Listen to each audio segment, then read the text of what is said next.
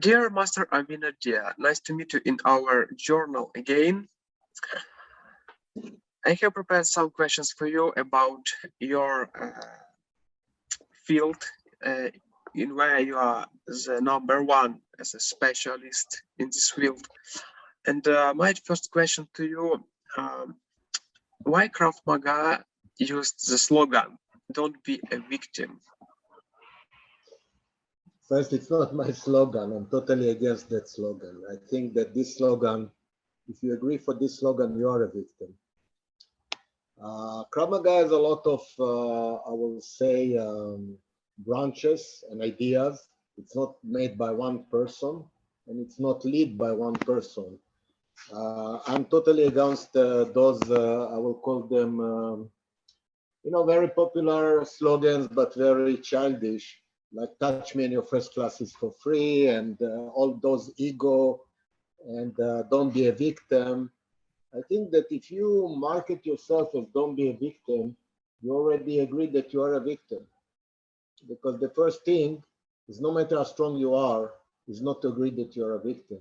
So even if you are 10 times stronger than me, and those things happened to me even when I was a child, there are a lot of kids much stronger than me, or they were adults and I was a child, but I never thought about myself as a victim. And if you try me as a victim, you'll find out that even a small devil can hit you very bad. And I think that for me, self-defense starts with the attitude. And if your attitude to see yourself as a victim and you come to study because you think that you are a victim, you will be failed in a fight. When I went to study martial art, it was not because I felt that I'm victim. I think that I fall in love.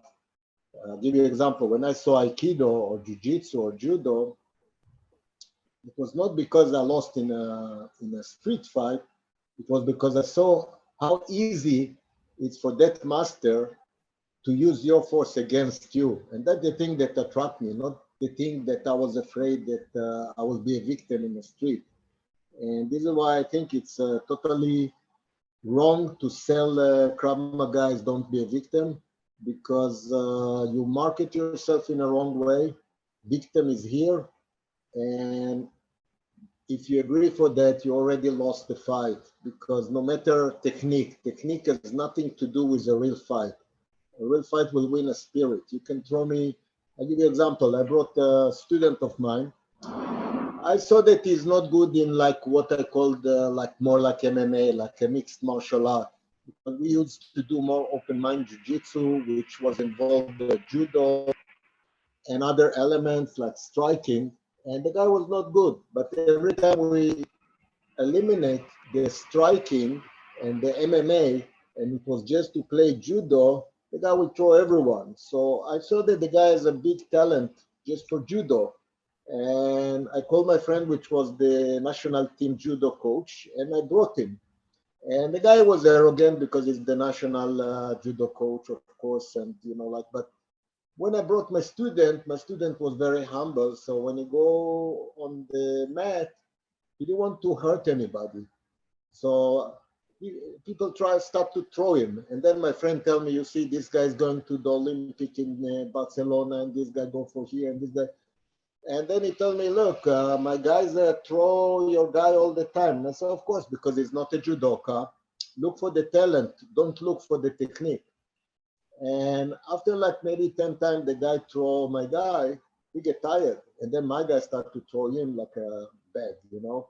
And then the coach was in a shock. And he told me, wow, what is that? I said, yeah, that's the spirit. The guy might don't know so well judo, but you can throw him 10 times. And from 11th time, he will start to throw you. And this guy, by the way, by years, he became in the national team. He took a lot of tournaments. I left the country, maybe 15 years passed. The guy contacted me. He says, I was in the army. Do you remember me? Of course, I remember every student. And he reminded me that issue that I brought him to the judo. And he said, now I'm looking something more like what you did. And what do you think about me going to this Krav Maga or that Krav Maga? And I didn't want to give my opinion because I don't want anybody to think I'm trying to disqualify anybody. I told him, go and see. And it's funny because he's calling me very in shock. And he says that he go to a Krav Maga class and the teacher teach something that actually in judo, it's kesakatame. It's a hold, you know, like to hold you to the floor. And he look at this, it's his first class, and he can see immediately the mistakes. And he tell the guy, look, I don't understand how you do it in Krav Maga, but you know, in judo, I can escape from this. And the teacher said, oh, another smart ass, you know, and immediately do again like a teacher's ego mistake. So if students a little bit questionize you, you immediately want to beat him up. So he hold my guy on the floor, and of course my guy get out like 10 seconds. He was a national champion, you know. For him to escape kesakatame, it's like to you to eat breakfast. And the teacher got so mad, and he do another mistake, and he tell him, you know what? You hold me and I can go out again. And then he never go out. So it was very embarrassing because he hold the teacher. And I think that what is a Krav Maga? This is the first question. A lot of time when people say Krav Maga.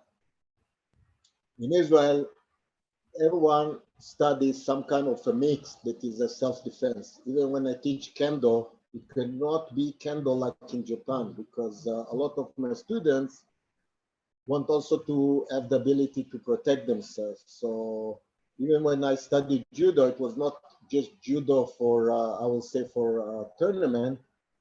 My teacher, which today he teach more Krav Maga, but my teacher, which was a 9-time national champion open weight judo, and from the first judo champions and leaders in Israel, today he teach Krav Maga because he got tired, you know, from sport, and he looked for something more like self-defense. But even when I remember when we did judo, it was much more judo that always was mentioned. And when you hold him like this, you can add an elbow in his face or something like that. So it's not to do it dirty, but in the end of the day, if I teach you to swim for 10 years and you fall in a lake and you drown because you cannot swim, I teach you something wrong. So when we call Krav Maga in Israel, I think that a lot of people that teach karate, aikido, different arts, they're also touching the part of self-defense, mostly because of the attitude of life in Israel. So when you mention Krav Maga, that's why I say it depends who's the teacher, what attitude, and what they want to do. There's Krav Maga that they think that they are pure Krav Maga, or whatever, they, you know, they try to think that they are better than anybody else. But,